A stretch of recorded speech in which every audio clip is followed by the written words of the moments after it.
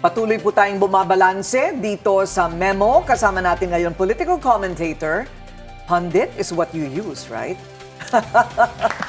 Attorney Jesus Falsis upang himayin ang mga kaganapan sa impeachment trial. Magandang araw po, Attorney Falsis. Good morning. Good morning, Miss Karina. Good morning, Sir Willard. Good morning. Okay, una kong tanong, ano ang hinala mong nangyari? Ano ang hinala kong nangyari? Hindi na hinala eh. Kasi mas madami na pong facts na lumabas, no? So we can make an educated opinion already, di ba? Meron pong lumabas na mga videos because the first night, may fog of war. Fog of war is, malabo pa yung nangyayari kasi mayroong fog. Hindi pa natin alam yung buong kwento. But so far, may mga lumabas po na reports from our journalists. And again, I have to salute all our reporters and journalists, no, who are covering the truth in the front line. Merong mga lumabas po sa side ng GSIS, sa NBI, na mukhang hindi talaga NBI ang unang pong nagpaputok.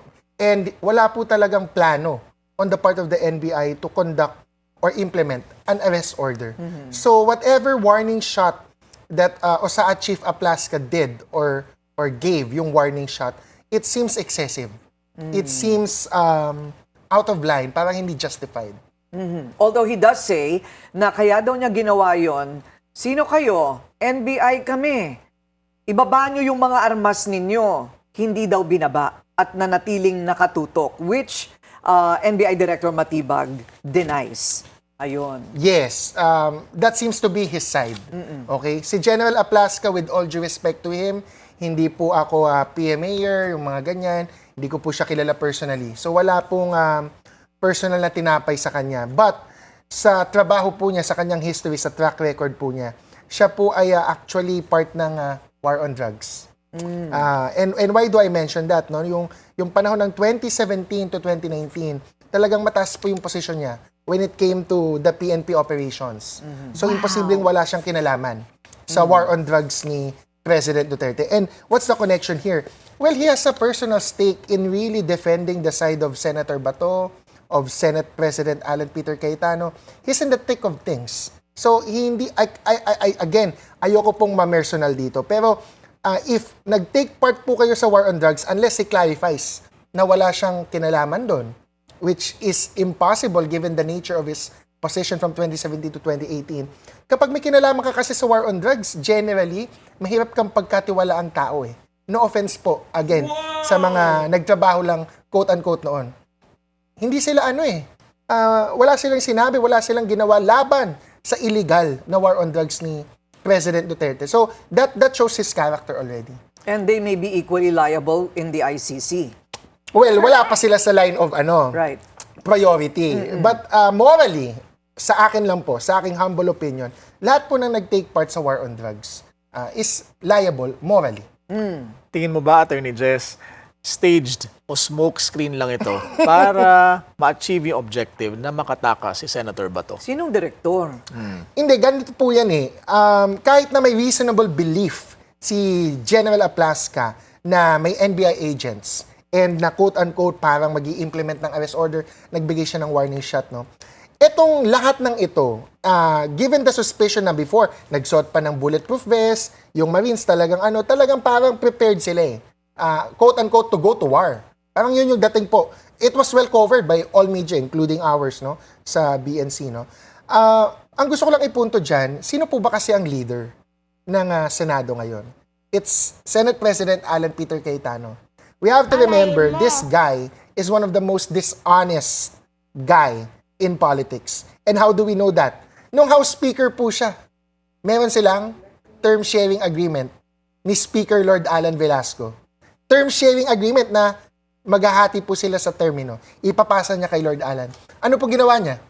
Trinidor niya si Lord Alan. Ano po ginawa niya sa House? Nung siya yung speaker, kasi ang susunod si Lord Alan. Nilockdown po niya ang plenary. Hindi po niya inalaw na makapasok yung mga congressman to change the speaker, to vote him out, or to vote Lord Alan. What did Lord Alan do? It was unprecedented. Actually, baka hindi to masyado naaalala po ng ating mga kapatid kasi pandemic eh. So medyo hindi napapanood yung House of Representatives noon. Pero nag-ano po sila, Celebrity Sports Club. na mini session outside of Batasang Pambansa just to oust Alan Peter Cayetano. What's my point?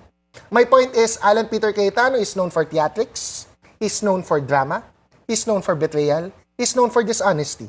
With all due respect again to him, hindi ko po siya kilala personally, but that is his track record among many things. So given also ito na yung sinasabi ng parang parang litigation sa korte na ito na yung karakter na ina-establish sa yung history ng pinagsususpetsahang producer-director nitong telenovela na Script ito. writer. And scriptwriter. Lahat na, pati best actor. In-examine na yung credibilidad Yes. ng Remember, main Miss Corina, character. lahat ng Sir Willard, lahat ng TV shows and pelikula nagsisimula sa script.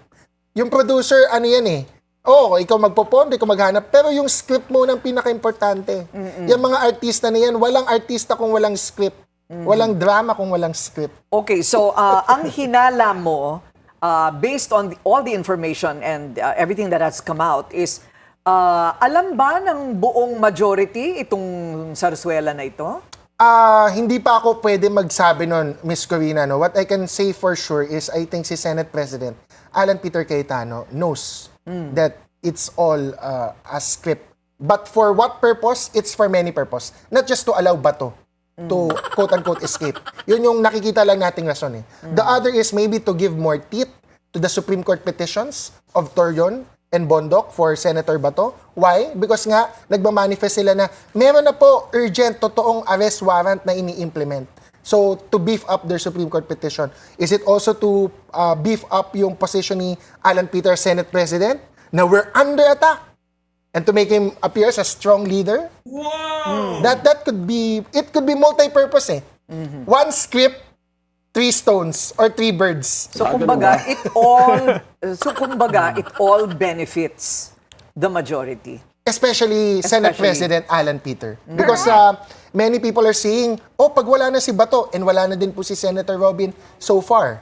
Kasi sumama po si Robin with Bato. At hindi natin alam nasaan siya. And there's also speculation that he might not appear anymore in the Senate as well.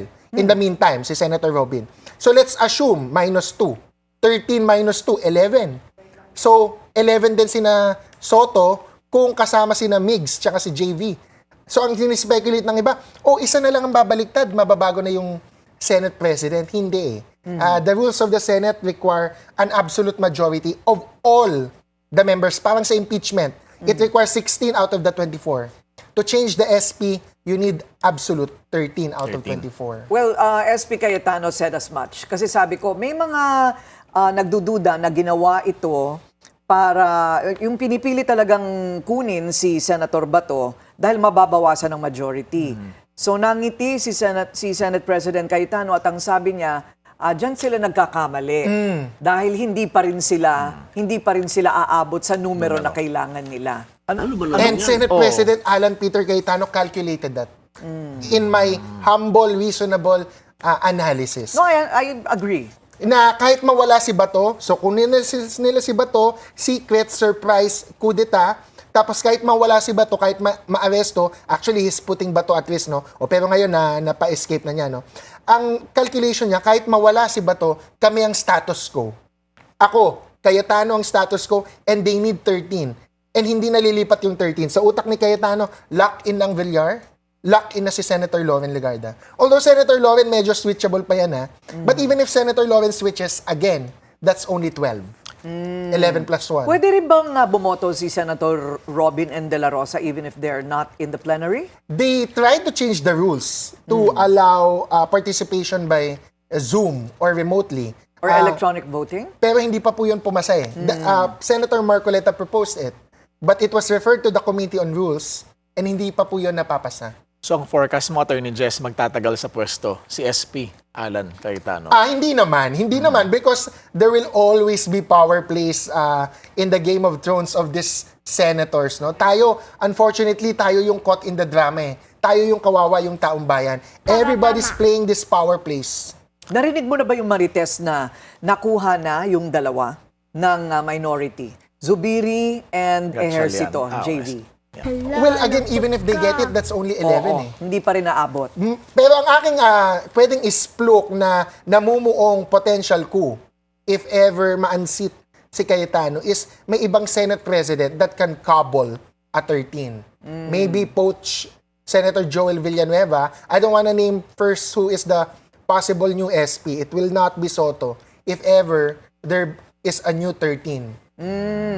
A new 13. Oo. Yeah. And Baka a new ito na- SP. Ito na yung pagkakataon ni Senadora Loren.